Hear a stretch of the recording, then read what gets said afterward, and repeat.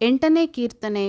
ನಮ್ಮ ಕರ್ತನಾದ ಯೆಹೋವನೇ, ನಿನ್ನ ನಾಮವು ಭೂಲೋಕದಲ್ಲೆಲ್ಲ ಎಷ್ಟೋ ಮಹಿಮೆಯುಳ್ಳದ್ದು. ಆಕಾಶಮಂಡಲದಲ್ಲಿ ನಿನ್ನ ವೈಭವವನ್ನು ಪ್ರಕಾಶಪಡಿಸಿದ್ದಿ.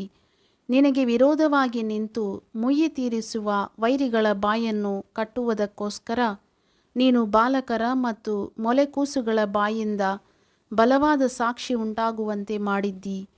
ನಿನ್ನ ಕೈಕೆಲಸವಾಗಿರುವ ಆಕಾಶಮಂಡಲವನ್ನು, ನೀನು ಉಂಟುಮಾಡಿದ ಚಂದ್ರ ನಕ್ಷತ್ರಗಳನ್ನು ನಾನು ನೋಡುವಾಗ, ಮನುಷ್ಯನು ಎಷ್ಟು ಮಾತ್ರದವನು, ಅವನನ್ನು ನೀನು ಯಾಕೆ ನೆನೆಸಬೇಕು?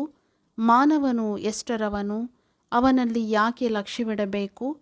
ಅವನನ್ನು ದೇವದೂತರಿಗಿಂತ ಸ್ವಲ್ಪವೇ ಕಡಿಮೆಯಾಗಿ ಮಾಡಿದೆಯಲ್ಲ. ಪ್ರಭಾವವನ್ನೂ ಮಾನವನ್ನೂ ಅವನಿಗೆ ಕಿರೀಟವಾಗಿ ಇಟ್ಟಿ. ನೀನು ಸೃಷ್ಟಿಸಿದ ಎಲ್ಲ ವಸ್ತುಗಳ ಮೇಲೆ ಪ್ರಭುತ್ವವನ್ನು ಅವನಿಗೆ ಅನುಗ್ರಹಿಸಿದಿ. ನೀನು ಎಲ್ಲ ಕುರಿದನಗಳನ್ನು ಮಾತ್ರವೇ ಅಲ್ಲದೆ ಕಾಡು ಮೃಗಗಳು, ಆಕಾಶ ಪಕ್ಷಿಗಳು, ಸಮುದ್ರದ ಮೀನುಗಳು, ಅದರಲ್ಲಿ ಸಂಚರಿಸುವ ಸಕಲ ವಿಧವಾದ ಜೀವಜಂತುಗಳು ಇವೆಲ್ಲವನ್ನೂ ಅವನಿಗೆ ಆಧೀನ ಮಾಡಿದ್ದೀಯಲ್ಲವೇ? ನಮ್ಮ ಕರ್ತನಾದ ಯೆಹೋವನೇ, ನಿನ್ನ ನಾಮವು ಭೂಲೋಕದಲ್ಲೆಲ್ಲ ಎಷ್ಟೋ ಮಹಿಮೆಯುಳ್ಳದ್ದು.